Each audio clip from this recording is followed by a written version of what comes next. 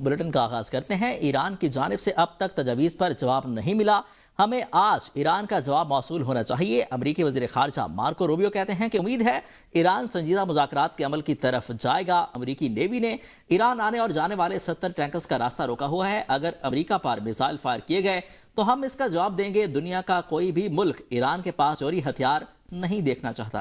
کسی صورت ایران کو جوہری ہتھیار رکھنے کی اجازت نہیں دے سکتے۔ نیٹو کے اندر تبدیلی کا ہمیشہ سے منصوبہ تھا۔ نیٹو اور فوجی تعیناتیوں کے بارے میں حتمی فیصلہ صدر ٹرمپ کریں گے۔ اٹلی اجلاس میں نیٹو یا امریکی فوجیوں کی مخصوص تعیناتیوں پر بات نہیں ہوئی۔ امریکہ اور ایران کی آبنائے ہرمز میں جھڑپیں، ایران کا امریکہ پر جنگ بندی کی خلاف ورزی کا الزام۔ ترجمان خاتم الانبیاء ہیڈ کوارٹرز نے امریکہ سے خمیر، سیریک اور جزیرہ کشیم میں فضائی حملے کیے۔ امریکہ نے 2 ایرانی بحری جہازوں کو نشانہ بنایا۔ ایک ایرانی آئل ٹینکر کو ایرانی پانیوں میں علاقہ جاسک کے قریب نشانہ بنایا گیا۔ دوسرے ایرانی جہاز کو فجیرہ بندرگاہ کے سامنے ہرمز میں نشانہ بنایا گیا ہے۔ ترجمان خاتم الانبیاء ہیڈ کوارٹرز کا کہنا ہے کہ چابہار بندرگاہ کے جنوب میں امریکی فوجی جہازوں پر جوابی حملہ کیا گیا۔ ایران کسی بھی جارحیت کا بغیر کسی ہچکچاہٹ کے بھرپور جواب دے گا۔ امریکی افواج نے ایران کی جانب سے بلا اشتعال حملے کا ذاتی دفاع میں جواب دیا ہے۔ امریکی سینٹ کام کی تصدیق، ایران نے امریکی جہازوں پر میزائل اور چھوٹی کشتیوں سے حملہ کیا۔ ایرانی حملے میں امریکہ کا کوئی اثاثہ نشانہ نہیں بنا۔ امریکی سینٹ کام کے مطابق جواب میں ان تنصیبات کو نشانہ بنایا جہاں سے امریکہ پر حملہ ہوا تھا۔ امریکہ کشیدگی میں اضافہ نہیں چاہتا، لیکن امریکہ اپنی فوج کی حفاظت کے لیے مستعد ہے اور کسی بھی جارحیت کا بھرپور جواب دے گا۔ ایران سے جھڑپوں کے باوجود جنگ بندی برقرار، مذاکرات جاری ہیں، کسی بھی دن معاہدہ ہو سکتا ہے۔ صدر ٹرمپ کی میڈیا سے گفتگو، کہا 3 امریکی جنگی جہاز آبنائے ہرمز سے گزر گئے، ان پر حملہ کرنے والی ایرانی کشتیوں اور ڈرونز کو 2 منٹ میں تباہ کر دیا۔ ایرانی ڈرونز تتلیوں کی طرح گرے۔ صدر ٹرمپ نے ایک بار پھر دھمکی دی کہ ایران نے معاہدہ نہ کیا تو اسے مزید بری طرح ماریں گے۔ ایران کی قیادت جنونیوں کے ہاتھوں میں ہے، انہیں ایٹمی ہتھیار رکھنے کی اجازت نہیں دے سکتے۔ صدر ٹرمپ کی دوبارہ پاکستانی قیادت کی تعریف، کہا کہ وزیر اعظم اور فیلڈ مارشل شاندار شخصیات ہیں۔ امریکی انٹیلیجنس ایجنسی CIA کی خفیہ رپورٹ میں انکشاف کیا گیا کہ شدید فضائی حملوں اور بمباری کے باوجود اب تک ایران میں تقریباً 75% موبائل میزائل لانچرز اور 70% میزائل ذخیرے کو محفوظ رکھنے میں کامیاب رہا ہے۔ امریکی اخبار کی رپورٹ کے مطابق ایران امریکی بحری ناکہ بندی کو کم از کم 3 سے 4 ماہ تک برداشت کرنے کی صلاحیت رکھتا ہے، جس کے بعد ہی اسے شدید معاشی دباؤ کا سامنا ہو سکتا ہے۔ امریکی حکام کا حوالہ دے کر رپورٹ میں کہا گیا کہ ایران کی مزاحمتی صلاحیت ابتدائی اندازوں سے کہیں زیادہ مضبوط ثابت ہوئی۔ رپورٹ میں بتایا گیا کہ ایران حکومت نے زیر زمین میزائل تنصیبات کو دوبارہ فعال کر لیا۔ تباہ شدہ میزائلوں کی مرمت کی جا رہی ہے، جبکہ نئے میزائل بھی تیار کیے جا رہے ہیں۔ اس پیش رفت کو خطے میں کشیدگی کے تناظر میں اہم قرار دیا جا رہا ہے۔ ایرانی وزیر خارجہ عباس عراقچی نے آبنائے ہرمز میں امریکی اقدامات کی مذمت کر دی۔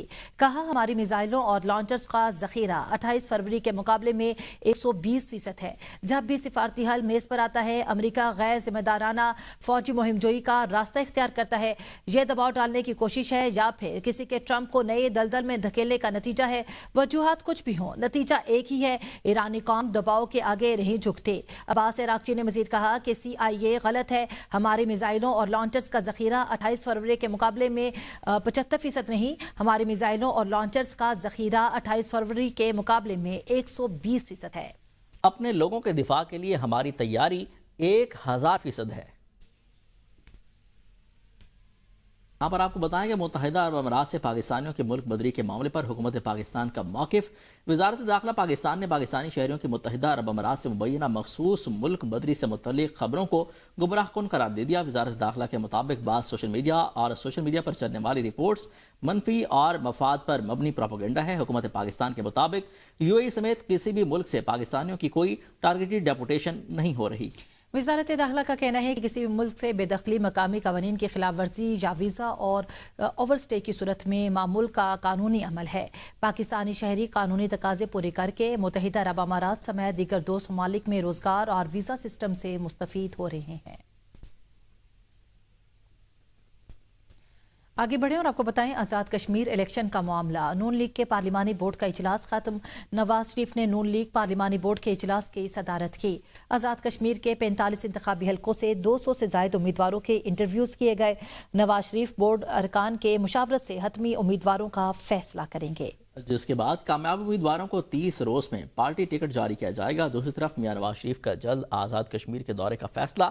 ज़राए के मुताबिक पीपल्स पार्टी के मजीद 2 जबकि फॉरवर्ड ब्लॉक के 3 अरकान असम्बली भी नून लीग की क़यादत से राब्ते में हैं। तहरीक इंसाफ के कई अरकान भी मुस्लिम लीग नून में शमूलियत के ख़्वाह हैं। वज़ीर तालीम देवान अली खान चौगताई की भी मुस्लिम लीग नून की सीनियर क़यादत से अंदरून खाना मुलाकातें जारी हैं। सेनेटर आबिद शेर अली ने सेनेट के इजलास में इजहार ख्याल करते हुए कहा कि पाक फौज के नौजवान कुर्बानियां दे रहे हैं। माजी में बैरून मुल्क ममालिक के सरबराहान फ़ौन नहीं सुनते थे, अब सूरत हाल तब्दील हो चुकी है। अमेरिका और ईरान को मुज़ाकरात की मेज़ पर बिठाया है। पाकिस्तान का परचम सरबुलंद है। इंडिया दुनिया के सामने शर्मिंदा है। दाइश अफगानिस्तान से आकर हमारे लोगों को निशाना बनाते हैं। लोगों को मजहब के नाम पर ना धकेलें, दहशतगर्दी की मजम्मत करें। आप लोगों ने मजहब का हुलिया बिगाड़ कर रखा हुआ है। मौलाना अब्दुल शकूर और आबिद शेर अली के दरमियान तक जुमलों का तबादला भी हुआ। आबिद शेर अली ने कहा कि आप गद्दार हैं। गिलगित बल्तिस्तान आम इंतखाबात से काबिल इस्तेकाम है। पाकिस्तान पार्टी और इस्लामी तहरीक पाकिस्तान के दरमियान मुख्तलिफ इंतखाबी हलकों में मुफाहमत पर मुशावरत हुई।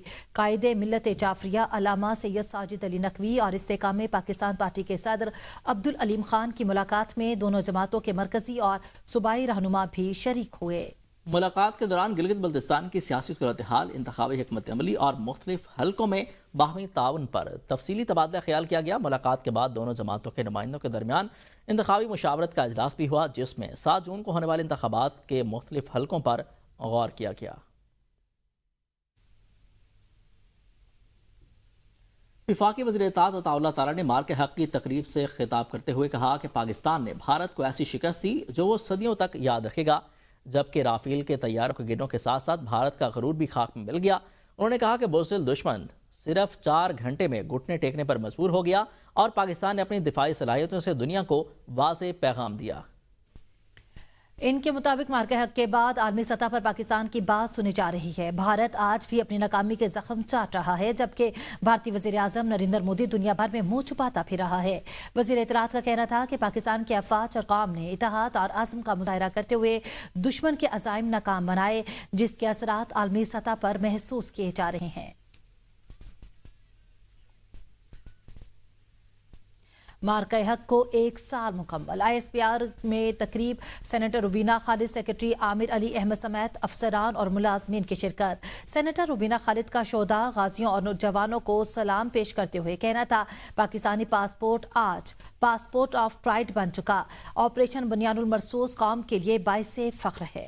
इस्लामाबाद में अमन मुज़ाकरात बड़ी सफारती कामयाबी हैं। सेक्रेटरी आमिर अली अहमद का कहना था कि भारत ने पाकिस्तान पर हमला किया तो पाक फौज ने बुनियानुल मरसूस सीसा पिलाई दीवार बनकर खड़ी हो गई। मार के हक की बदौलत पाकिस्तान आलमी सतह के एक अहम खिलाड़ी के तौर पर सामने आया। पाकिस्तान हमेशा जिंदाबाद कौम की नई आवाज़ बन गया। तकरीब में मिली नगमे, कौमी तराने और अफवाज पाकिस्तान को खिराज तहसीन पेश किया गया। मार्के हक के तमाम गाजियों और शहीदों को खैराज तहसीन पेश करता हूँ। विफाकी वजीर पार्लिमानी अमूर डॉक्टर तारक फजल चौधरी ने कहा, इन शहीदों और गाजियों की बदौलत हमने हजम में अपने से बड़े दुश्मन को इबरतनाक शिकस्त दी। अफवाज पाकिस्तान ने जिस तरह वतन की हिफाजत की वो हमारे लिए बाइसे फख्र है।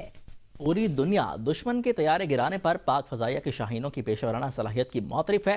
पाकिस्तान ने भारत को जो शिकस्त दी उसकी गवाही बैन अवी सतह पर के लीडर और मीडिया भी दे रहा है। हम अफवाज पाकिस्तान के शाना बेशाना खड़े रहेंगे और इस वतन का भरपूर दिफा करेंगे। मार्का हक ऑपरेशन बुनियानुल मरसूस को मुकम्मल हुए 1 साल पूरा होने को है। मैं उन तमाम गाजियों और शहीदों को खराज तहसीन पेश करता हूँ कि जिन्होंने हुजम में अपने से बड़े दुश्मन इंडिया को इस मार्का हक में इबरतनाक शिकस्त से दो चार किया।